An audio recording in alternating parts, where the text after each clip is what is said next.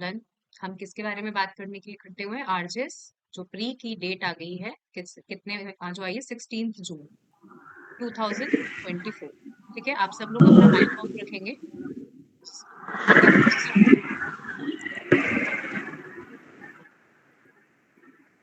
ठीक है, जो भी क्वेरीज होगी लास्ट के 4-5 मिनट भी है उसमें हम क्या कर लेंगे, लास्ट के 4-5 मिनट में हम एक बार डिस्कशन कर लेंगे कि आपको जो भी क्वेरी। देखो, आज मैं आपको कोई पर्टिकुलर टाइम टेबल बताने के लिए नहीं आई हूँ कि आपका खुद का सबका एक पर्टिकुलर टाइम टेबल होता है। आपको मैंने कल एक प्रिंट दे दिया था ग्रुप पे, आपने देख लिया होगा। आराम से उसको प्रिंट निकाल के अपना जो भी आपका टाइम टेबल जैसा भी आपको सेट करना है, मैं जस्ट अपना टाइम टेबल बताऊंगी कि इस तरीके से मैं प्रिपरेशन कर रही हूँ। ठीक है, उसको प्रिंट करके कहाँ लगा दीजिएगा? अपने वॉल पे लगा दीजिएगा। और ऐसा नहीं है कि आज से आपको पढ़ना स्टार्ट कर, आज से क्या मतलब आपको कल से, चलो आज का टाइम छोड़ दो, यदि आप कल से भी पढ़ना स्टार्ट करोगे तो ठीक है, जिस तरीके से मैं बताऊंगी उस तरीके से अपने अचीव गोल को अचीव कर सकते हो। कैसे, क्या बोला मैंने? प्लीज स्क्रीन वगैरह शेयर मत करिए बीच में, फिर क्या होता है मेरी बंद हो जाती है। आप ध्यान रखो, आरजेस हमारे पास में कल की तारीख से आप स्टार्ट कर दो। 13 अप्रैल 2024 आपके पास में 15 जून 2024 तक मैम हाँ जी, एक बार प्लीज मैं बोल दूं फिर आप लोग स्टार्ट कर देना, क्योंकि आधे घंटे का सेशन स्टार्ट कर रही हूँ मैं। ठीक है, 13 अप्रैल 2024 से जो 15 जून 2024 है, तो आपके पास में कितना टाइम बचा है? आपके पास में बचा है 63 डेज। ठीक है, 60 दिन नहीं है, ऐसे नहीं है कि 2 महीना है, अभी भी 3 दिन हर एक, मतलब मैम एक एक। हाँ मैम शिवम इसकी बताओ। विजिबल नहीं है। अभी भी स्क्रीन विजिबल नहीं हो रही क्या? नो मैम मैम हो रही है। मैम विजिबल है, विजिबल विजिबल है मैम। ठीक है, विजिबल है मैम। Visible done. है मैम। अब आप एक काम करेंगे, जो 63 डेज है उसको कैसे सेग्रीगेट करना है? टोटल कितने सब्जेक्ट है हमारे पास में? टोटल 18 सब्जेक्ट्स है, अलॉन्ग विथ हमारे पास में हिंदी है और इंग्लिश है। ठीक है, अब आपको इन 18 सब्जेक्ट को कैसे डिवाइड करना है वो तरीके की बात मैं आपको बताऊंगी। ऐसा नहीं है कि कल से, मतलब कभी आपने सीपीसी पढ़ा नहीं है या सीआरपीसी पढ़ा नहीं है आपने, तो आप प्री का एग्जाम दे पाओगे, ऐसा नहीं है। आपको पहले से क्या करना पड़ेगा? पहले से उनको पढ़ना पड़ेगा। ठीक है, अब आ जाइए, एक बार हैंड रेज कर दीजिएगा, हैंड रेज आप कर सकते हो कि कोई कोई। ठीक है, अब देखिए 63 डेज, तो आपको पहले एक महीना, जो फर्स्ट मंथ जो मैं आपको बताऊंगी, उस महीने में आपको क्या करना है? उस महीने में आपको बेरेक्ट पढ़ना है। यदि आपके आपके पास में मेरे नोट्स हैं, क्योंकि नोट्स चार्ट फॉर्म में है, तो आपको थोड़ा सा नोट्स पढ़ लो पहले, फिर उसके बाद में बेरेक्ट पढ़ो, और उसके बाद में आपको क्या लगाना है? एमसीक्यू लगाना है। क्या लगाना है? नोट्स पढ़ो। मतलब नोट्स क्यों पढ़ना है? नोट्स से आपको याद नहीं करनी है चीजें। आपने नोट्स जस्ट रेंडमली पढ़ लिया कि यहाँ से लेकर यहाँ तक सेक्शन दिए गए हैं, उसके बाद में आपने क्या किया? उसके बाद में आपने बेरेक्ट को देखा, और उसके बाद में हर एक आप एक पहले से प्री प्लान कर लो, प्री प्लान कर लो कि क्या करना है। हमें जो जैसे मैं जैसे करती थी, मैं तो हमेशा ऐसे करती थी कि एक चैप्टर पढ़ा और उस चैप्टर के क्या कर लिए? एमसीक्यू कर लिए। आप लोग ऐसा कर सकते हैं कि 5 चैप्टर पढ़े और 5 चैप्टर के एमसीक्यू कर ली। ठीक है, इस तरीके से आप कर सकते हो। तो अभी मैंने आपको क्या बोला? फर्स्ट जो स्टार्टिंग आप कर रहे हो, कल से आप स्टार्टिंग कर रहे हो, उसके लिए आपको क्या करना है? उसके लिए आपको नोट्स पढ़ो। यदि आपके पास नोट्स नहीं है, कोई बात नहीं, नोट्स नहीं है तो आप बेरेक्ट पढ़ो, और बेरेक्ट के बाद में आप क्या करोगे? बेरेक्ट के बाद में आप एमसीक्यू कर लो। सबको आप प्रॉपर आवाज आवाज आ रही है क्या? हैंड रेज कर दीजिए, सबको प्रॉपर आवाज आ रही? ठीक है, तो मैंने कहा नोट्स पढ़ो, बेरेक्ट पढ़ो, और उसके बाद में एमसीक्यू करो। अब देखो स्टार्ट कैसे करना है। सबसे पहला क्वेश्चन आपको कि स्टार्ट कैसे करना है, समझना मेरी बात को। आप स्टार्ट करो राजस्थान रेंट कंट्रोल एक्ट से। राजस्थान रेंट कंट्रोल एक्ट से आप स्टार्ट करो, ये मेरी स्ट्रेटेजी है। ठीक है, फिर आपको क्या पढ़ना है? जो भी माइनर एक्ट है, क्यों होता है हमेशा हम एकदम से क्या करने लग जाएंगे? सीपीसी पढ़ने लग जाएंगे, दिमाग का दही हो जाएगा। क्या हो जाएगा? दिमाग का दही हो जाएगा। मैं ऐसे नहीं बोल रही कि आप मेरी स्ट्रेटेजी पे चल सकते हो, क्योंकि मैं पर्सनल एक्सपीरियंस कर चुकी हूँ इस चीज का, इस चीज का पर्सनल एक्सपीरियंस कर चुकी हूँ। आपको इनिशियल स्टेज पे सीपीसी, सीआरपीसी, आईपीसी, इनको स्टार्ट नहीं करना है। इनको स्टार्ट नहीं करना है। क्यों स्टार्ट नहीं करना है? यहाँ पे इस जैसे आपने राजस्थान रेंट कंट्रोल एक्ट पढ़ा, तो आपको क्या आ जाएगा? थोड़ा सा कॉन्फिडेंस, मान लीजिए 1% कॉन्फिडेंस तो आ जाएगा। आप एकदम से सीढ़ी नहीं चढ़ सकते हो कि मैं बिल्कुल एकदम से सीआरपीसी पढ़ने लग जाऊंगा। जी नहीं, आपको इस तरीके की गलती नहीं करनी है। कल से उठाओ, मैं उठाऊंगी, मतलब आप कल से मैं उठाऊंगी राजस्थान रेंट कंट्रोल एक्ट। उसके बाद आप पढ़ो इंडिसेंट रिप्रेजेंटेशन। कम से कम क्या होगा कि भाई 18 में से हमारी 2 किताब तो कम हो गई है। ठीक है, इस चीज का ध्यान रखना। अब आपने इंडिसेंट रिप्रेजेंटेशन उठाया, अब थोड़ा सा हार्ड उठाओ, थोड़ा सा इसको क्या करो, हार्ड उठा लो। अब आप उठाओगे एसआरए और लिमिटेशन। ठीक है, 4 सब्जेक्ट अपने तैयार हुए। राजस्थान रेंट कंट्रोल एक्ट और इनडिसेंट रिप्रेजेंटेशन एक्ट को आपको कल ही कंप्लीट कर देना है, कल ही कंप्लीट कर देना है। और ये अदर अब ऐसे माइंड मत लगाओ कि हम जॉब पे भी जा रहे हैं। यदि या तो आपका एक गोल होना चाहिए। ठीक है, मैं जॉब पे इसलिए जाती हूँ क्योंकि मैं कई बार पढ़ चुकी हूँ, मैंने 50 बार पढ़ ली है रिवीज, मैंने 50 बार बेरेक्ट पढ़ ली, मैं जॉब पर जाकर पढ़ सकती हूँ। ठीक है, आप लोग यदि नहीं पढ़े आपको और आपको ऐसा लग रहा है कि मुझे जॉब भी करनी है और मुझे आरजेएस का एग्जाम भी देना है, ऐसे पॉसिबल नहीं होगा। क्योंकि पहले कभी ये जब नोटिफिकेशन निकालते थे तो ये निकालते थे 4 महीने, कभी डेट नहीं निकालते थे 4 महीने बाद एग्जाम हो रहे हैं या 5 महीने बाद एग्जाम हो रहे हैं, लेकिन इन्होंने जो डेट निकाली है 2 महीने की डेट निकाली। ठीक है, तो मैंने आपसे सबसे पहले क्या कहा, आप पढ़ो, जो मैं पढ़ूंगी आप पढ़ो राजस्थान रेंट कंट्रोल एक्ट। उसके बाद में आप पढ़ो इनडिसेंट रिप्रेजेंटेशन, उसके बाद में आप पढ़ो एसआरए और लिमिटेशन।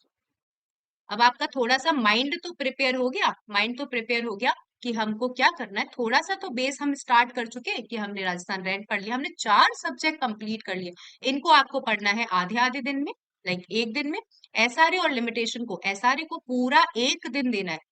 यदि आपने पहले कभी नहीं पढ़ा है तो मैं ये गारंटी नहीं दे रही हूँ कि आप लोग इसको याद कर लोगे, लेकिन आपने, मैं मानती हूँ यदि आप आरजेएस प्री दे रहे हो तो कहीं ना कहीं आपने कुछ तो पढ़ा होगा। एसआरए को पढ़ने के लिए आपको देने हैं एक दिन और लिमिटेशन को पढ़ने के लिए भी आपको देने हैं एक दिन।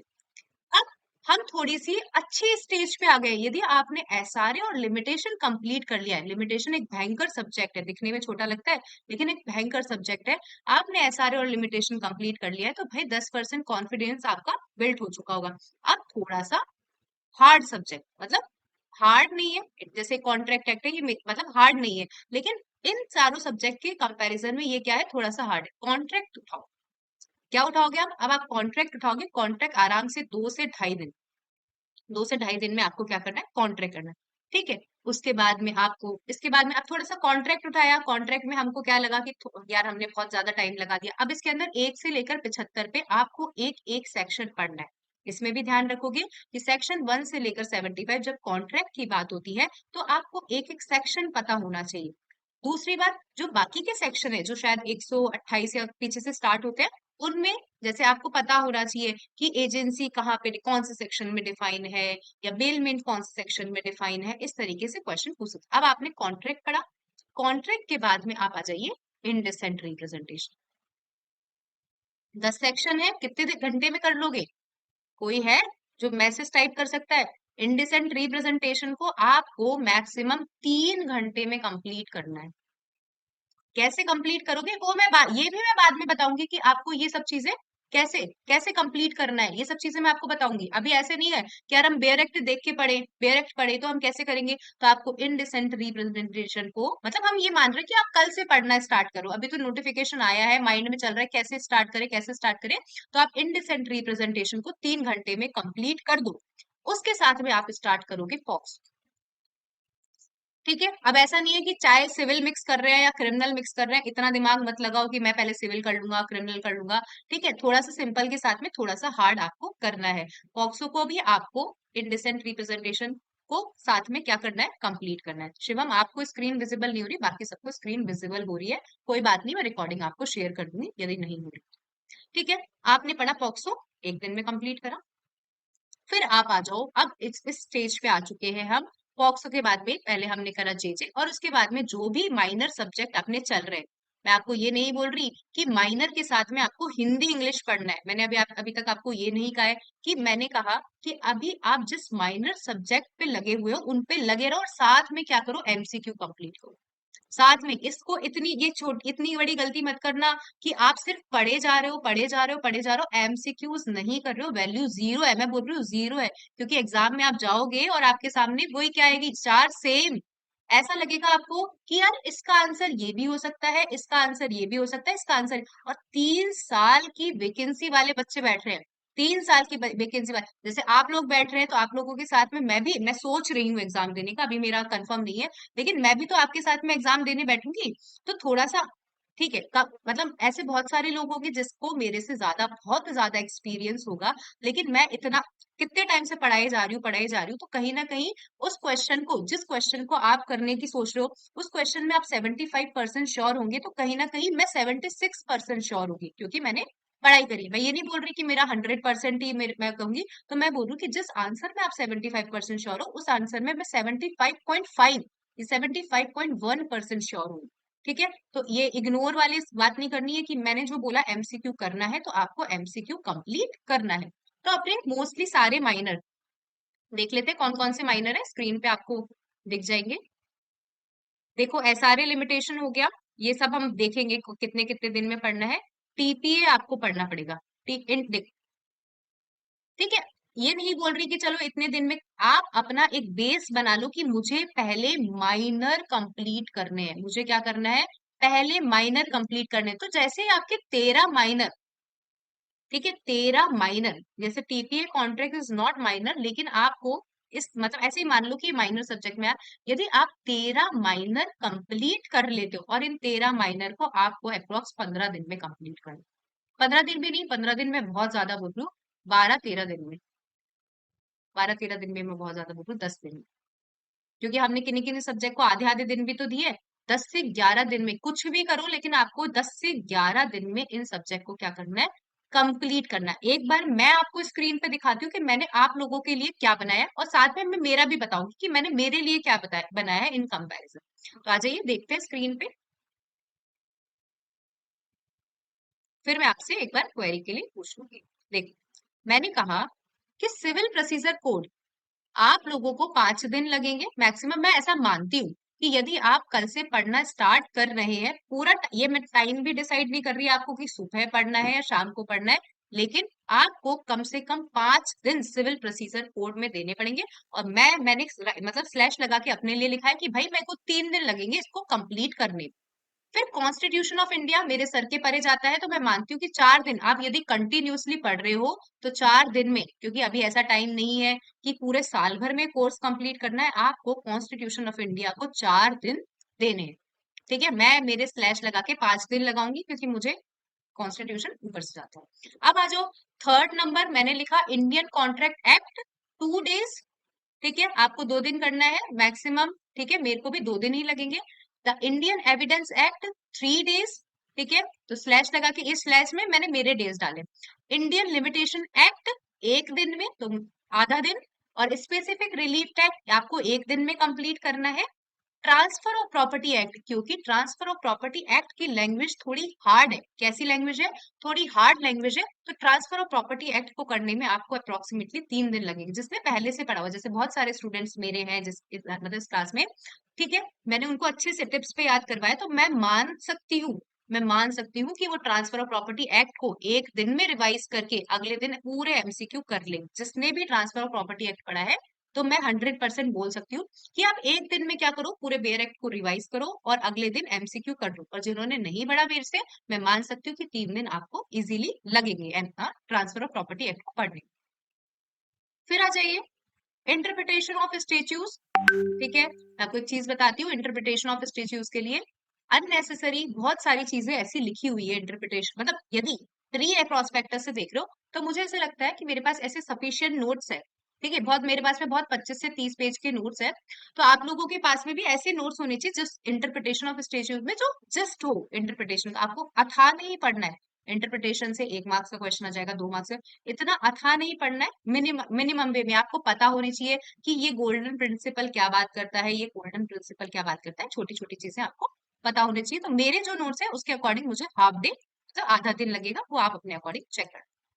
अब देखो, राजस्थान रेंट कंट्रोल एक्ट आधा दिन मैंने दिया है, और आपको भी आधा दिन ही लगना चाहिए। मैं ये मान के चल रही हूँ कि आपने ये चीजें कभी ना कभी पढ़ी हुई हैं, तभी आप आरजेएस प्री क्लियर कर पाओगे। अब ऐसा है नहीं है कि आप पहली बार ये चीजों को पढ़ रहे हो, पहली बार इन चीजों को पढ़ रहे हो और आप ये सोच रहे हो कि हमें 2 महीने में आरजेएस देना है, ऐसा पॉसिबल नहीं होगा। कोई कितना बस पेपर दे आना, फॉर प्रैक्टिस पर प्रोस्पेक्टस, लेकिन नहीं होगा कि भाई 5 दिन में, पहली बार सीपीसी पढ़ रहे हो और मैं 5 दिन में कंप्लीट कर लूंगा, ऐसा पॉसिबल नहीं। अब आ जाइए इंडियन पीनल कोड, 4 दिन आप मान के चलो, ये मैं और जुवेनाइल जस्टिस 1 दिन मान के चलो। इसके बाद में negotiable instrument act, protection of women from domestic violence act और इनडिसेंट रिप्रेजेंटेशन ऑफ एक्ट, इतने इतने से एक्ट है ये तो आप क्या करोगे, फर्स्ट आधे दिन में मैंने 4 एक्ट्स को 1 दिन में लिखा है। एक तो शायद प्रोबेशन ऑफ ऑफेंडर लिखा है, इनडिसेंट रिप्रेजेंटेशन लिखा है, और उसके बाद में ये लिखा हुआ है नेगोशिएबल इंस्ट्रूमेंट आरजेएस में, आरजे चैप्टर 17 आता है, नेगोशिएबल इंस्ट्रूमेंट चैप्टर 17। तो आपके पास में यदि पूरा दिन है, यदि पूरा दिन है तो आप ये कंफर्म कर लो कि मुझे दिन के 4 बजे तक, ठीक है, मैं आपको कोई मोटिवेशन नहीं दे सकती हूँ, अपने आप को मोटिवेशन देने वाले आप खुद ही हो। आप खुद जब तक डिसाइड नहीं करोगे ना इस क्लास में ये सेशन देने का, मेरे को कोई वो नहीं है कि मैं फ्री सेशन दूं या ऐसा कुछ करूं, जब तक आप लोग खुद से मन से डिसाइड नहीं करोगे। अभी देखो नोटिफिकेशन को आए हुए 4 दिन हो गए हैं, मान लिया बहुत सारे बच्चों ने पढ़ना स्टार्ट कर दिया होगा, लेकिन इसमें आज सामने बहुत सारे बच्चे ऐसे भी बैठे होंगे, ठीक है, जिन्होंने वो सोच रहे कि अब हम पढ़ना स्टार्ट करेंगे, अब हम पढ़ना स्टार्ट करेंगे। तो आप मेरी बात समझिए, यदि इंसान बोलता है ना कि मुझे किसी गोल पे पहुंचना है तो मैं कल से स्टार्ट करूंगा, मतलब जो होता है ना परफेक्ट टाइम, कुछ भी परफेक्ट टाइम की कोई आप डिफाइन नहीं कर सकते कि परफेक्ट टाइम की डेफिनेशन क्या है। परफेक्ट टाइम की जो आपको स्टेप लेना है वो अभी लेना है, ये होता है परफेक्ट टाइम कि मुझे अभी स्टेप लेना है, ये है परफेक्ट टाइम। तो आप कल से स्टार्ट करो, ठीक है, मैं चाहती हूँ कि आप कल से स्टार्ट करोगे तो सही हो जाए। अब आ जाइए, देखो ये सब चीजें हमने पढ़ी, प्रोटेक्शन फ्रॉम सेक्सुअल ऑफेंस ये 1 दिन में पढ़ा अपन ने, और sexual harassment of work place सबको मैंने सेग्रीगेट कर दिया है, सबको मैंने सेग्रीगेट कर दिया है कि आपको इनको 1 1 दिन में पढ़ना है। तो जो टोटल कैलकुलेशन हुई है, जो टोटल कैलकुलेशन हुई है आप लोगों के हिसाब से, वो हुई है 33 डेज। मैंने देखा 5 दिन सीपीसी, 4 दिन आईपीसी, 5 दिन सीआरपीसी, इन एविडेंस को 3 4 दिन इस तरीके से दिए, तो ये टोटल कितने दिन हुए, 33 डेज में आपको 100% गारंटी करो, 100% आपको ये श्योर रहना है कि 33 डेज में हमारा कोर्स एक बार कंप्लीट हो जाना चाहिए। क्या बोल रही हैं कि 33 डेज में आपको एक सेकेंड, कि 33 डेज में आपका जो कोर्स है वो एक बार क्या हो जाना चाहिए, कंप्लीट हो जाना चाहिए। डन। आ जाइए नेक्स्ट। अब आप कोई एक बार क्वेरी रेज कर दीजिए, कोई भी, कोई मतलब अब मैं माइक ऑन कर दूं।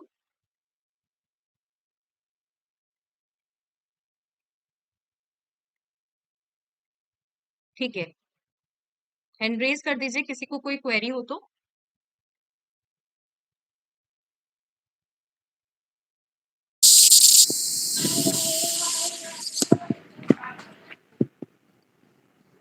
हाँ ठीक है, देखो रेंट कंट्रोल एज सच इतना ह्यूज नहीं है, रेंट कंट्रोल कोई ह्यूज नहीं है। आप जब पढ़ोगी, मैं आपको ये भी बताऊंगी कि कैसे पढ़ना है, कैसे पढ़ना है मैं आप लोगों को बताऊंगी आपको, ठीक है, केस लॉस के बारे में भी बताऊंगी। आपको इस तरीके से नहीं सोचना है, आप लोग क्या करेंगे, आप लोगों को ना ही कोई ये सोचना है कि आरजेएस क्रैश कोर्स, ठीक है, मैं ऐसी हूं कि मैं अभी बोल दूं कि आपको कि है ना मैं आपको 1.5 महीने में सब चीज पढ़ा दूंगी या 1 महीने में सब चीज पढ़ा दूंगी। मैं क्या कर सकती थी, मैं आरजेएस क्रैश कोर्स भी निकाल सकती थी, क्या निकाल सकती थी, आरजेएस क्रैश कोर्स भी निकाल सकती थी कि यार क्या करती हूँ, 15,000 रुपए मिलेंगे मैं पढ़ा दूं, लेकिन मुझे खुद को भी पर्सनली भी पढ़ना है, मुझे क्या करना है, पर्सनली भी तो चीजें पढ़नी है। तो मैंने ये नहीं सोचा कि भाई पैसे क्रैश कोर्स निकालू। आप एक काम करो, हर हर चीज की मतलब हर जो क्लास है, हर जो क्लास है, हर जो सब्जेक्ट है उसका एक बार ये देख लो कि हम कहाँ से वीडियो, मतलब यूट्यूब से वीडियो देख लो। ये हमें है ना राजस्थान रेंट कंट्रोल इस पर्टिकुलर पर्सन से पढ़ना है, और उसको क्या करो 2x की स्पीड में या 1 की स्पीड में इस तरीके से आप क्या कर लो, देख लो। तब ऐसा नहीं है कि आपको डायरेक्ट आप मतलब ऐसे करते जाओगे पलटते जाओगे तो आपको याद रहेगा, नहीं ऐसा नहीं करना है। कोई सा भी एक यूट्यूब का वीडियो देखो और उसको 2x या 1.75x या 1.50 की स्पीड से चेक स्टार्ट कर लो, देखना स्टार्ट कर लो, ठीक है। आपने थोड़ा सा पढ़ा, हमने बेयर एक्ट को क्या करा, बेयर एक्ट को पलट पलट के देखा कि भाई बेयर एक्ट में ये लिखा हुआ है, उसके बाद में हमने क्या करा, उसके बाद में हमने एमसीक्यू लगा। तो यदि कोई क्वेश्चन पूछ रहा है कि आरजेएस ये जो राजस्थान 2001 को यूट्यूब पे काफी वीडियोस अवेलेबल है यूट्यूब पे। ठीक है, अब सेकंड बात आओ, केस लॉस कैसे याद करें। ठीक है, केस लॉस कैसे याद करें, ये आपकी क्वेरी हो सकती है। अब यहाँ पे आप समझो कि मान लीजिए आपके सामने आए 100 क्वेश्चन, यदि मान लीजिए 100 क्वेश्चन में से एक केस लॉ आ गया या दो, राजस्थान में इतने केस लॉ ऐसे ऐसे पूछे नहीं जाते हैं। रीसेट, इतना दिमाग अभी मत लगाओ कि केस लॉज पे आपको जाना है।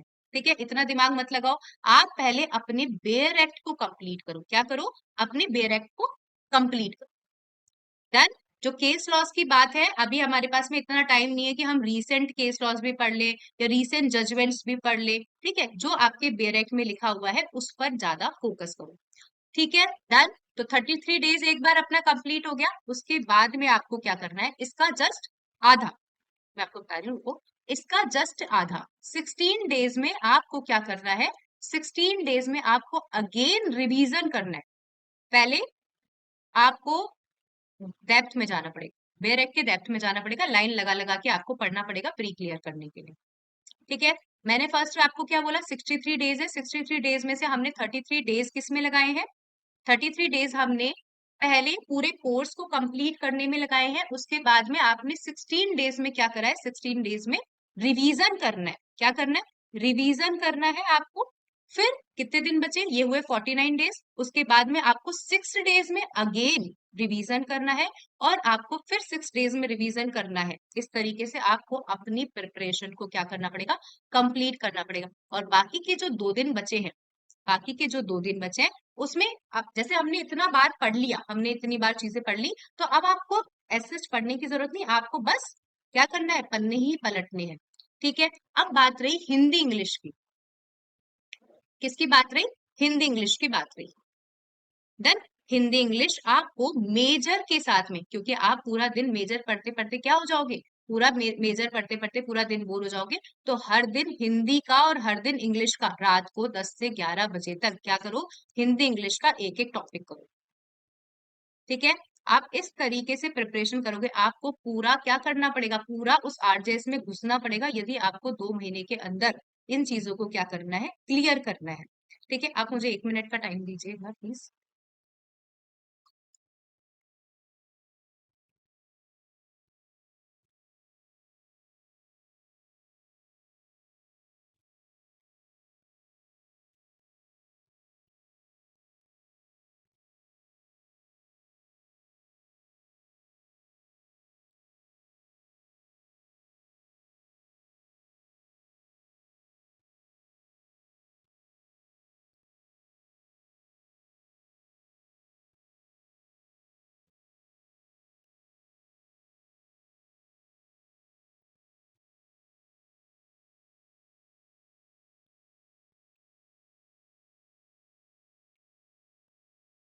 देन अब आ जाइए, हमने सारी कोर्स में इसका ये सब चीजें, अब बात आती है एमसीक्यू कहाँ से करने हैं। ठीक है, बहुत सारे बच्चे क्वेश्चन पूछ रहे हैं एमसीक्यू कहाँ से करें, मैं कुछ स्पॉन्सर नहीं कर रही हूँ। मैंने जो एमसीक्यूज करे थे वो मैंने करे थे परीक्षा मंथन से। किससे एमसीक्यूज करे थे, परीक्षा मंथन से एमसीक्यू करे थे। क्योंकि परीक्षा मंथन के अंदर क्या है, आप किसी एक चैप्टर को कर रहे हो तो उसके अंदर जो मैक्सिमम क्वेश्चन आ सकते हैं, जो मैक्सिमम क्वेश्चन आ सकते हैं उस चैप्टर के अंदर सीरियल वाइज है, मतलब उस हर एक्ट के अंदर चैप्टर वाइज और सीरियल वाइज आपसे क्या पूछ, मतलब क्या है, एमसीक्यूज अवेलेबल है। तो आप परीक्षा मंथन से कर सकते हैं। अदरवाइज आपके पास में कोई भी एमसीक्यू की बुक हो तो उससे आप क्या कर सकते हैं, उससे आप एमसीक्यू सॉल्व कर सकते हैं, लेकिन करना कंपल्सरी। ठीक है, तो ये सब तो हो गई। हाँ, तो यूनिवर्सल से आप कर सकते हैं, लेकिन ये मेरी पर्सनल प्रेफरेंस रहती है। मैंने जब कंपेयर किया, मेरे पास में सिंगल भी है, मेरे पास में परीक्षा मंथन भी है, तो परीक्षा मंथन से आप क्या कर सकते हैं, एमसीक्यू सॉल्व कर सकते हैं, ये मैं बताना चाह रही हूँ। अब आ जाइए, ये सब तो हो गई कोर्स की बात। हमने 33 डेज में पढ़ा। पहले आपको 100% ये डिसाइड कर लो कि मुझे 33 दिन के अंदर मेरा कोर्स कंप्लीट करना है। एमसीक्यू बस माइनर के लिए भी सेम है, वो अवेलेबल रहेगी आपके पास में, उसमें परीक्षा होगी कि सबसे पहले 33 दिन के अंदर मुझे मेरा कोर्स कंप्लीट करना है, फिर 16 डेज के अंदर मुझे मेरा क्या करना है, कोर्स कंप्लीट करना है। इसमें भी थोड़े बहुत ऊपर ऊपर से एमसीक्यू देख लो।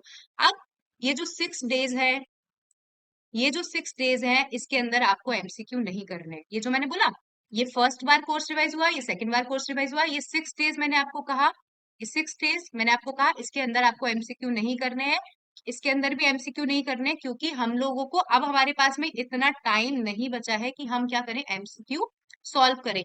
और लास्ट के 2 दिन भी आपको एमसीक्यू नहीं कर। डन। एक बार हैंड रेज कर दो, थोड़ा सा भी समझ में आ गया हो तो कि किस, ये मेरा प्लान था, ठीक है, ये मेरी प्लानिंग थी, वो आप अपने अकॉर्डिंग कर सकते हैं, ठीक है, मेरी स्ट्रेटेजी।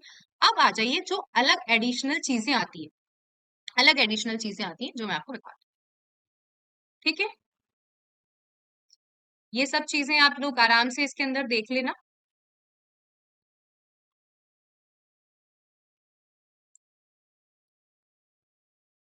ये मैं आपको बता चुकी हूँ, कोर्स कंप्लीट कैसे करना है, 33 + 16 + 6 + 6, ठीक है, 33 + 16 + 6 + 6, ठीक है, इस तरीके से आपको स्टार्ट करना है। सेकंड नंबर मैं आपको बता चुकी हूँ किस सब्जेक्ट से स्टार्ट करना है। ये मोस्टली क्वेश्चन होता है कि मैम हम किस सब्जेक्ट से स्टार्ट करें, तो किस सब्जेक्ट से स्टार्ट करो, आप लोग माइनर से स्टार्ट करो, ठीक है। अब नेक्स्ट क्वेश्चन, अब यहाँ पे ये आ जाता है very very very very very important point,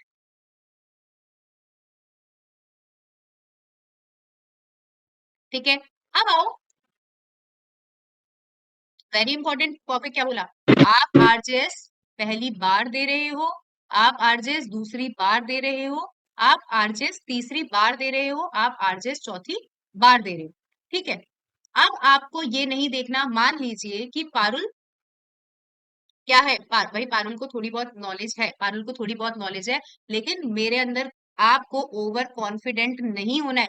चाहे आप आरजेएस का 5वीं बार या चौथी बार अटेम्प्ट दे रहे हो, आपको प्रिपरेशन कैसे करनी है कि हम फर्स्ट टाइम क्या कर रहे हैं, फर्स्ट टाइम अटेम्प्ट, चाहे आप इस स्टेज पे इंटरव्यू तक पहुंच गए, ठीक है। ध्यान रखोगे इस चीज को, आपने आरजेएस दूसरी बार दिया है, आपने आरजेएस तीसरी बार दिया है, ओवर कॉन्फिडेंस में नहीं जाना।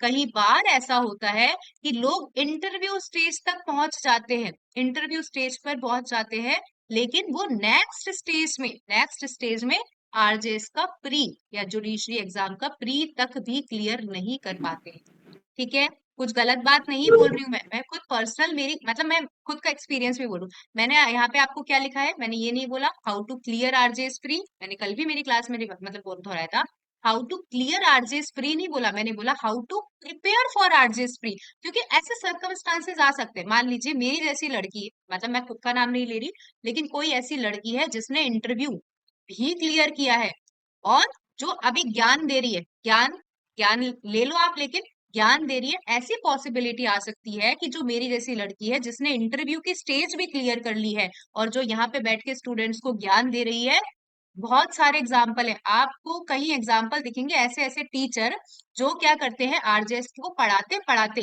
क्या कर रहे हैं, पढ़ा रहे हैं बच्चों को, धमाधम पढ़ाए जा रहे हैं, लेकिन वो आरजेएस का प्री और मेंस क्लियर नहीं कर पाते।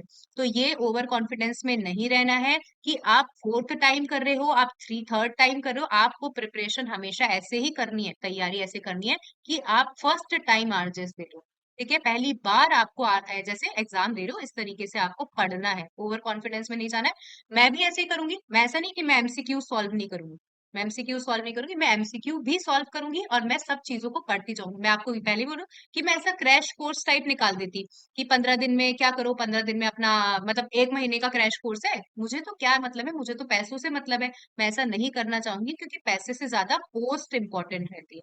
आप लोग भी यदि जॉब वॉब कर रहे हो और आपको आरजेएस बनना है तो कहीं ना कहीं आपको ऑफ लेना पड़ेगा उस जॉब को कि भाई हमें पढ़ाई करनी है। आप यहाँ भी नहीं भाग सकते, यहाँ भी इस नाव में भी नहीं जा सकते, इस नाव में भी नहीं जा सकते, आपको एक सिंगल रास्ते पे जाना पड़ेगा। अब आ जाओ, देखो, कई बार मैं रिपीट करती हूँ, क्या बोलती हूँ, कई बार मैं रिपीट करती हूँ कि आपको प्री मेंस और इंटरव्यू की प्रिपरेशन साथ में करनी है। तो जी नहीं, जी नहीं, आपको प्री मेंस और इंटरव्यू की प्रिपरेशन आज की डेट में साथ में नहीं करनी है अननेसेसरी। हम यहाँ से चीज खरीद रहे हैं, यहाँ से चीज खरीद रहे हैं, मेंस की प्रिपरेशन कर रहे हैं, क्योंकि आपको सिर्फ प्री की प्रिपरेशन करनी है। किसकी प्रिपरेशन करनी है, आज की डेट में प्री की प्रिपरेशन करनी है। यदि आप मेंस के प्रिपरेशन करने लग जाओगे, क्या करोगे, मेंस के प्रिपरेशन करने लग जाओगे, तो आपको, क्योंकि बेस ही अपना क्या है, यदि प्री क्लियर नहीं हुआ तो मेंस की प्रिपरेशन का क्या करोगे, चार थोड़ी डालोगे। तो प्री की तैयारी करनी है आज से आपको, MCQ सॉल्व करने, क्या करने हैं, MCQ सॉल्व करके। डन। ये मेंस की तैयारी अब हम बाद में कर लेंगे, अब हम बाद में कर लेंगे, इंटरव्यू की तैयारी बाद में कर लेंगे, लेकिन हमारा फर्स्ट स्टेप क्या है, फ्री है। ठीक है, अब आ जाइए। अब मैंने बोला ये इस तरीके की हरकतें मत करना कि क्रैश कोर्स, कि हम कोई क्रैश कोर्स करवा रहा है, ये मेरा पॉइंट ऑफ व्यू है कि कोई भी इंसान क्रैश कोर्स करवा रहा है और उस क्रैश कोर्स के चक्कर में आप उसे 20,000 रुपए दे रहे हो, 25,000 रुपए दे रहे हो, ऐसी गलती कभी नहीं करना।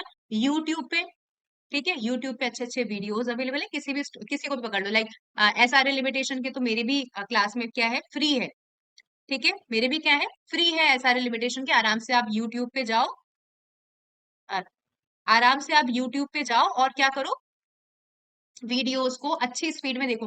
यदि आप सोचोगे कि हम क्रैश कोर्स कर लेंगे, हम लोग है ना इस तरीके से ये भी पढ़ लेंगे वो भी पढ़ लेंगे, नहीं पॉसिबल हो पाता। आप लोगों को अपने ऊपर प्रॉपर अटेंशन देना पड़ेगा। ठीक है, क्रैश कोर्स वगैरह इसमें नहीं जाना है। आप आराम से यूट्यूब पे एक वीडियो देखो, चलाओ और आराम से पढ़ो। और दूसरी बात, अब मैं, ठीक है, मैं, मेरा अच्छा अच्छा सा, मेरे पास में एक फ्लैट है, मेरे पास में 3 कमरे हैं, आराम से 3 BHK का फ्लैट है, अच्छा सा फ्लैट है, लेकिन तब भी, ठीक है, घर में कोई नहीं है, मम्मी पापा और मैं है। ठीक है, लेकिन तब भी मैंने जब प्रिपरेशन करी थी, मैं लाइब्रेरी में जाके प्रिपरेशन करती थी। तो आपको एक ऐसी जगह ढूंढनी है जहां पर आप बैठकर आराम से क्या कर सको, लोगों से मोटिवेट हो सको, क्या कर सको, लोगों से मोटिवेट हो सको कि हमें लाइब्रेरी में, जैसे मैं सो भी जाती थी तो मुझे लगता था यार सारे बच्चे पढ़ रहे हैं, क्या कर रहे हैं, सारे बच्चे पढ़ रहे हैं, मैं क्यों इस तरीके से कर रही हूँ, तो मुझे अपने आप मोटिवेशन मिलता था। और मैं फोन भी नहीं लेकर जाती थी। कैसे, मतलब, अब तो चलो ठीक है, फोन लेकर जाओ, आप लैपटॉप लेकर चले जाओ, in comparison to phone, phone से ज्यादा माइंड डिस्ट्रैक्ट होता है। आप in comparison to phone laptop लेकर जाओ, ईयरफोन लेकर जाओ और आराम से क्या करो, ये जो वीडियोस की बात कर रही हूँ मैं, वैसे पढ़ो। ठीक है, तो एक ऐसी अच्छी जगह ढूंढो जहां पर आप क्या कर सको, पढ़ाई कर सको, जहां पे आपकी मम्मी बार बार ऐसे करने नहीं आए, बेटा चाय पी ले, खाना खा ले, इस तरीके से डिस्टरबेंस नहीं हो। क्योंकि घर में रहोगे, आप पढ़ते पढ़ते बोर हो जाओगे तो सो जाओगे, लाइब्रेरी में रहोगे, बोर हो जाओगे, सो जाओगे, तो अपने आप थोड़ी देर में लगेगा कि मैं लाइब्रेरी में हूँ और मैं सो रहा हूँ, तो मुझे क्या करना है, दोबारा पढ़ाई करनी है। ठीक है, डन। एक बार हैंड रेज करो, थोड़ा बहुत भी समझ में आ रहा है तो। अच्छी अच्छी चीजें पर्सनल एक्सपीरियंस से मैं आपको बता रही हूँ। अब आ जाओ नेक्स्ट। ठीक है, कुछ भी एक्स्ट्रा, मैम, कुछ भी एक्स्ट्रा नहीं करना है, कुछ भी, nothing nothing nothing nothing nothing extra, कुछ भी नहीं करना है। नोट्स है तो चार्ट फॉर्म के नोट्स पढ़ लो और पेयर है। मैंने क्या बोला, मैंने क्या बोला कि चार्ट फॉर्म के क्या कर लो, मैं बता रही हूँ ना, कुछ मत करो। अभी आप पॉजिटिव होके, हर चीज में पॉजिटिवनेस, यदि आपको जज बनना है तो आपको ये नहीं सोचना कि मैं परेशान हो रहा हूँ, डिप्रेशन में जा रहा हूँ। भाई मैंने तो भी पढ़ाई स्टार्ट भी नहीं करी, मैं भी स्टार्ट करूंगी, मैं भी जॉब से ऑफ लूंगी। ऐसा मत सोचो, जिस स्टेज पे आप लोगों, सबको 2 महीने का टाइम मिला है, ऐसा थोड़ी कि किसी इंसान को 5 महीने का टाइम मिला है, सबको 2 महीने का टाइम मिला है, तो सब नर्वस होंगे, ऐसा थोड़ी कि आप ही नर्वस हो। ठीक है, तो आपको नथिंग नथिंग नथिंग फालतू की चीजों पर ध्यान नहीं देना है, अभी इतना टाइम नहीं है आपके पास में। नोट्स है तो नोट्स पढ़ो, बेयर एक्ट है तो बेयर एक्ट पे, सिर्फ बेयर एक्ट पे और नोट्स पे फोकस करके क्या करना है, MCQ सॉल्व करना है। अब आ जाओ नेक्स्ट। अब लास्ट, सेकंड लास्ट पॉइंट जो मैं बताना चाह रही हूँ आपको, क्या बोला मैंने, Ritansh, want to ask something, मैंने क्या कहा आपको कि हिंदी इंग्लिश आपको प्री में लॉ पास नहीं करवाएगा, आपको प्री में हिंदी इंग्लिश पास करवाएंगे। ठीक है, तो हिंदी इंग्लिश पे इक्वल फोकस देना है। इतनी बड़ी लापरवाही करने की आपको जरूरत नहीं है कि हिंदी इंग्लिश नहीं पढ़ रहे हो, हिंदी इंग्लिश नहीं पढ़ रहे हो, हिंदी इंग्लिश पे आपको इक्वली फोकस करना है, अदरवाइज क्या होगा, बेड़ा पार हो जाएगा। कुछ नहीं है, आप ही सोचोगे कि मैं लॉ पढ़ लूं, मैंने इसलिए बोला कि जिस दिन मेजर पढ़ रहे हो ना, मेजर के लिए आपके पास में 15-18 दिन है, उस दिन में आपको हिंदी इंग्लिश के दो दो टॉपिक पढ़ने हैं। अब मोस्ट इंपॉर्टेंट बात, देखो हिंदी इंग्लिश के MCQ आपको देखना पड़ेगा, कोई बुक्स वगैरह अवेलेबल हो तो। हमारे पास तो एक बुक है ऑलरेडी, जहाँ से हमने कोचिंग ली थी, तो वहां से उन्होंने प्रोवाइड कराई थी। हमारे पास में नोट्स हैं हिंदी इंग्लिश के, तो मैं तो उनको नोट्स को ही पढ़ के जाती हूँ। ठीक है, उन नोट्स को ही पढ़ूंगी, आप लोग एक बार देखना। देखो कोई मैंने क्या कहा, 2 टॉपिक, तो 2 टॉपिक भी आपको अच्छे से यूट्यूब पे अच्छे अच्छे लोग पढ़ाते हैं। ऐसा नहीं है 1 घंटे का सेशन होता है आराम से। ठीक है, ऐसी चीजें पढ़ लो ना, संधि विच्छेद पढ़ो, समास विग्रह पढ़ो, ये सारी चीजें पढ़ो जिसके अंदर आप माइंड एप्लीकेशन कर सकते हो। ठीक है, अब लास्ट पॉइंट में आपको क्या बताना चाह रही हूँ, बात आती है, मैंने ऐसे कई बच्चों को देखा है, कई बच्चों को ऐसा देखा है, वो क्या याद करते हैं, विलोम शब्द याद करते हैं, इंग्लिश में एंटोनिम्स याद करते हैं, सिनोनिम याद करते हैं। क्या ये कोई टाइम है एंटोनिम सिनोनिम याद करने का, एक एक दिन देने का? जी नहीं। आपके पास में 100 क्वेश्चन है, 100 में से आप कुछ 96 नंबर लेकर आएंगे। मान लो कि 96 सोचोगे तब जाके आपके 80-80 नंबर आएंगे। आप कुछ 96 मार्क्स लेकर आने, 1 नंबर का एंटोनिम गलत हो भी जाएगा तो उससे क्या फर्क पड़ता है, उससे कोई फर्क नहीं पड़ता। ठीक है, ये सब लिखा हुआ है ना जो आपके कोर्स में आया है, उसको देखो, ये लिखा हुआ हिंदी इंग्लिश, ये सब पूछा है आपको। थोड़ा आपको देखो इंपॉर्टेंट क्या याद रखना है, तत्सम तद्भव शब्द याद पढ़, हिंदी में क्या करोगे, तत्सम तद्भव शब्द पढ़ोगे। हम लोगों को तो इसलिए आता है, हिंदी मीडियम के बच्चे हैं, आराम से ये सब चीजें आती है। तत्सम तद्भव पढ़ना है आपको, पर्यायवाची विलोम शब्द ऊपर ऊपर से देख लो। उसके अलावा देखो इंपॉर्टेंट तो ये होते हैं, इम्पोर्टेंट इसमें संधि विच्छेद एंड ऑल नहीं आए क्या? अच्छा ये आगे ना, ये संज्ञा सर्वनाम विशेषण क्रिया, क्रिया विशेषण, इन सब का आपको टॉपिक पढ़ना पड़े, इन सब का टॉपिक पढ़ना पड़ेगा। एक यूट्यूब का कोई सा भी चैनल देख लो, 1 घंटे का चैनल, जो आधे घंटे में आपको क्या पढ़े, हर टॉपिक का छोटे छोटे, जैसे ये मत पढ़ो उपसर्ग परसर्ग क्या होते हैं, ठीक है, क्योंकि गलत ही जाते हैं, मोस्टली गलत ही जाएंगे आपको। लेकिन फिर भी संधि हुआ, समास हुआ, शब्द ये शुद्ध हुआ, मतलब कैसे कि जैसे पिछली बार एग्जाम में आरजेएस के क्वेश्चन में आया था गुड़िया का बहुवचन, गुड़िया का बहुवचन, तो आपको पता होना चाहिए कि जब भी ऐसी चीजें आती है, मतलब यदि चंद्र बिंदु लग जाता है तो ये क्या हो जाता है, ये बहुवचन हो जाता है। क्या हो जाता है? बहुवचन बन जाता है। किसी शब्द के आगे यदि ऊपर चंद्र बिंदु लग जाएगा, तो ये छोटी छोटी चीजें आपको पता होनी चाहिए, पता होनी चाहिए। सड़क है, सड़क के नीचे बिंदु आता है, लेकिन डमरू के नीचे बिंदु क्यों नहीं आता है, ये सारी चीजें पता होनी चाहिए। हमारे पास में नोट्स हैं तो हम लोगों को ये सारी चीजें पता है। हिंदी इंग्लिश को आप अपने यूट्यूब से कहीं से भी ऐसा करके टॉपिक वाइज देख लो, इग्नोर नहीं करना। हर मेंस के हर सब मतलब जब आप ये 5 मेजर सब्जेक्ट पढ़ रहे हो, उसके साथ में आपको हिंदी इंग्लिश करना है। हाँ ठीक है, मैं तो ये वीडियो ही पूरा शेयर करूंगी। ठीक है, पूरा वीडियो शेयर करूंगी ग्रुप में। अब आ जाइए, मैंने आपको कितनी सारी बातें बता दी, ये चीजें जो भी मैंने बताई इसको एक बार रिपीट कर लेते हैं। देखो हिंदी इंग्लिश को इग्नोर नहीं करना है, मैं बार बार बोल रही हूँ। ठीक है, आ जाइए, क्या क्या बोला, नीचे से स्टार्ट करते हैं। लॉ सब नहीं है, हिंदी इंग्लिश को इंपॉर्टेंस देनी है आपको। ये एंटोनिम सिनोनिम और ये जो रीसेंट जजमेंट वाली चीजें हैं पढ़ लो। अच्छा मैं मना नहीं कर रही, मैं मना नहीं कर रही हूँ, ये जो चार्ट है ये मेरा चार्ट है, मैं इसको आपको शेयर करना चाह रही हूँ। ठीक है, तो एंटोनिम सिनोनिम जजमेंट, ये जो रीसेंट जजमेंट है, क्योंकि इतने अथा है, क्या है, अथा जजमेंट आए हैं। अभी जनवरी, मेरे पास में किसी ने शेयर किया था, जनवरी से मार्च में, जनवरी से मार्च तक मैं सुप्रीम कोर्ट के शायद 100 जजमेंट इसकी कॉपी में कहाँ तक याद करती रहूंगी, इंसान हूँ। ठीक है, तो जो चीजें अथा है उनको याद करने की जरूरत नहीं, जो चीजें आप कैप्चर कर सकते हैं वो तो कैप्चर कर लेना।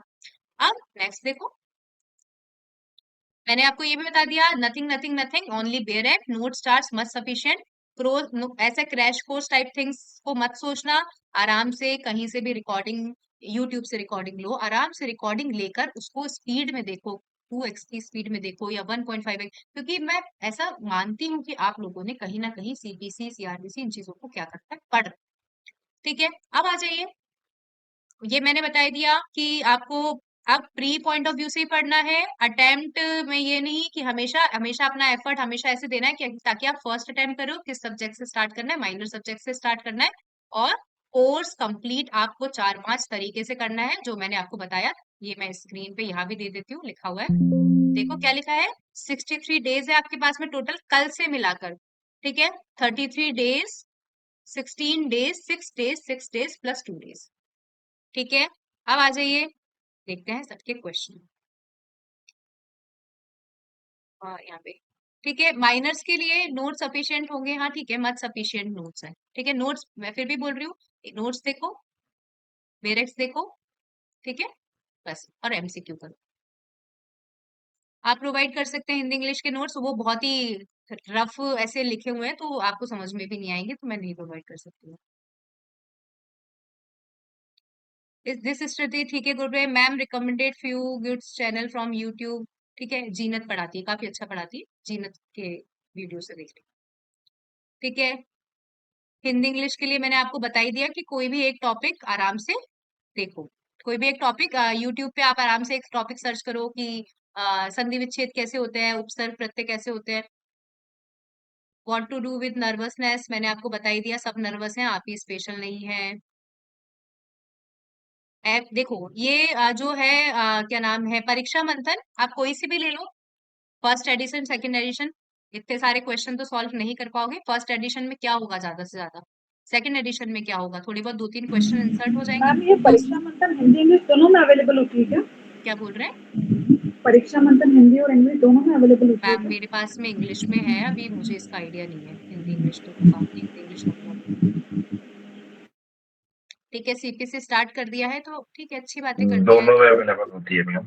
अच्छा अवेलेबल है। मैम मैम मुझे ये पूछना था परीक्षा मंथन जैसे आपने फर्स्ट सेकंड एंड थर्ड बताया तो क्या? मैम तीनों में मैम परीक्षा मंथन के बारे में जैसे आप बता रहे थे फर्स्ट सेकंड एंड थर्ड तो हम्म। मैम तीनों में डिफरेंस क्या है बेसिक मतलब कुछ तो मैम डिफरेंस होगा ना? ऐसा कुछ मतलब डिफरेंस तो यही होगा ना कि कुछ अब जैसे ऐसा तो नहीं है कि जब फर्स्ट 2002 में इंट्रोड्यूस हुई थी या 4 में इंट्रोड्यूस हुई थी तो 2006 तक कोई एग्जाम नहीं हुए होंगे। ये 2 साल में जो भी एग्जाम हुए हैं वो चीज नहीं ऐड हुई होगी उसके अंदर, और मुझे नहीं लगता कि इसके अलावा कुछ एडिशन हुआ होगा। 2015 की बुक है, 2019 की बुक है, 2021 की बुक है, तो आपके पास में ये जो एडिशन यही तो हुए होंगे जो जो एग्जाम और जगह कंडक्ट हुए हैं। ओके। परीक्षा मंथन में क्या है, वही तो है, ये जो सारे एग्जाम कंडक्ट होते हैं सारे स्टेट में वो उनमें क्वेश्चन डाल देता है। तो मैम जैसे कि इसका फिर मतलब जैसे वॉल्यूम मतलब ये वॉल्यूम्स में आती है या मतलब नहीं, पूरी एक बुक साथ ही आती है आती जिसमें? है, एक साथ ही आती है वो, मैं दिखा भी देती हूँ स्क्रीन पे।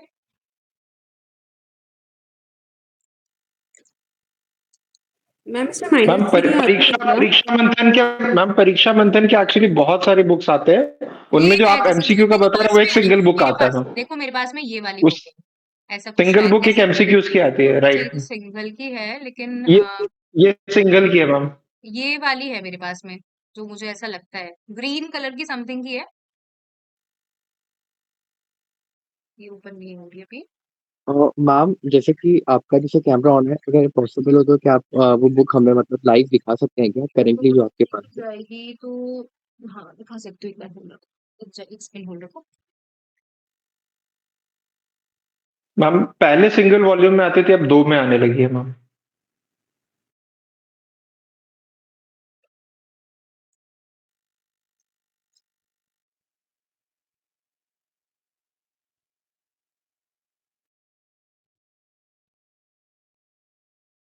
ये जो है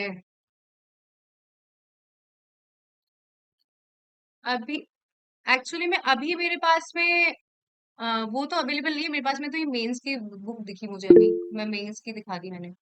अच्छा हो सकती है 2 वॉल्यूम्स में आ रही हूँ, मुझे आइडिया नहीं है। देखो मेरे पास में ऐसे ही कुछ करके ग्रीन कलर की बुक है परीक्षा बंधन की, जिसके अंदर, हाँ जिसके अंदर बहुत सारे बुक, बहुत सारे अपने एक्स है, और एक्स के में चैप्टर वाइज उसके अंदर या सेक्शन वाइज चैप्टर वाइज क्या दे रखे हैं, चीजें दे रखी है। हो मैम सकता है इसमें कुछ परीक्षा बंधन। माइनस की है क्या? मैम देखो ये यार ये बुक आप सॉरी हेलो। मैम देखिए मेरे पास में ऐसी बुक है, देखो इसके अंदर सीपीसी कॉन्स्टिट्यूशन ये सारे एक साथ आ रहे हैं। ये वाली बुक है मेरे पास में, कुछ फिफ्थ एडिशन, ये वॉल्यूम 2 है, तो फिर हाँ ये 2 वॉल्यूम्स में आने लगी होगी। तो आप ऐसा कुछ वॉल्यूम देख लो जिसमें राजस्थान के मोस्टली सारे सब्जेक्ट्स कवर हो। ठीक है, डन। और क्वेश्चन देखते हैं हमको, मेरी क्लास एक्चुअली में ओएमआर फिल करने की स्ट्रेटेजी भी मैं बता देती हूँ, ध्यान रखना है कुछ नहीं, एक भी आपको एक एक क्वेश्चन को लिखते टाइम ध्यान रखना है। ओएमआर में आपका एक भी ओएमआर गलत हुआ, ऐसे मेरे फ्रेंड के साथ हुआ था, इतना इंटेलिजेंट जो हमें पढ़ाता है, हमको इतने अच्छे से पढ़ाता है, उसने क्या करा, एक ओएमआर गलती से लगा दिया, फिर उसके सारे के सारे जो आंसर है वो गलत फिल हुए थे। आप लोगों को ये छोटी छोटी बातों का ध्यान रखना है। आप इतना बड़ा एग्जाम क्लियर करने जा रहे हो, 1 लाख बच्चे नहीं बैठेंगे, 3-4 लाख आपके कंपटीशन में बहुत बच्चे इकट्ठे हो गए, अथाह बच्चे इकट्ठे हो गए।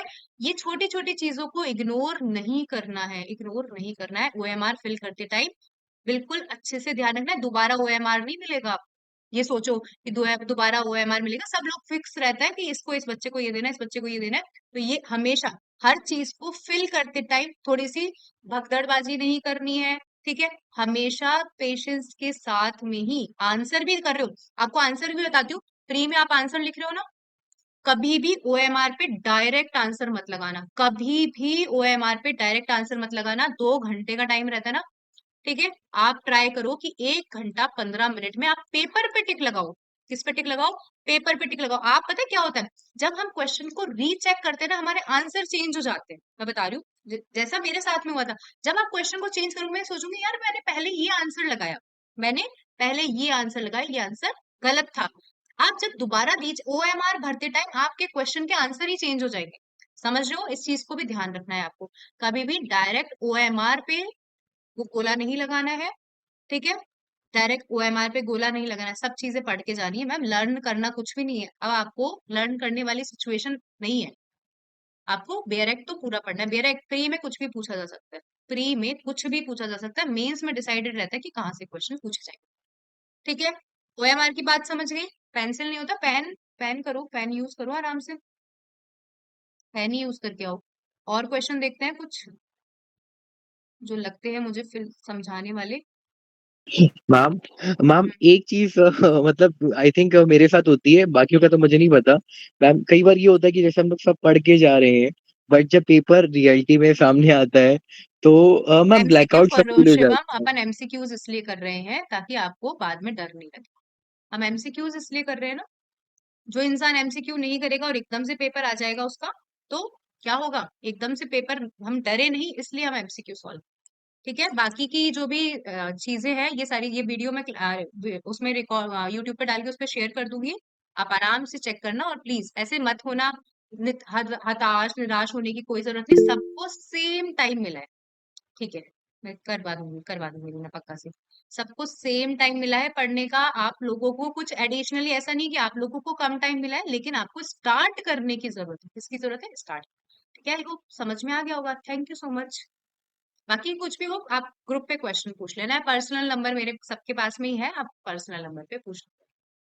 काफी काफी मत मत सफिशियंट है। बेयरैक तो मतलब मैं बोल रही हूँ, नोट्स बेयरैक पढ़ लो, अभी आप फालतू दिमाग मत लगाओ, कुछ भी ऐसे मत सोचो, अननेसेसरी मत सोचो, जितना लिमिटेड चीजें हैं उससे पढ़ना स्टार्ट करो, ठीक है, हो जाओगे पास। और ये सोचो कि पास करना है, ऐसे मत सोचो कि मैं नहीं होऊंगा। भाई हमें पास करना है, हमें चीजें पता होनी चाहिए।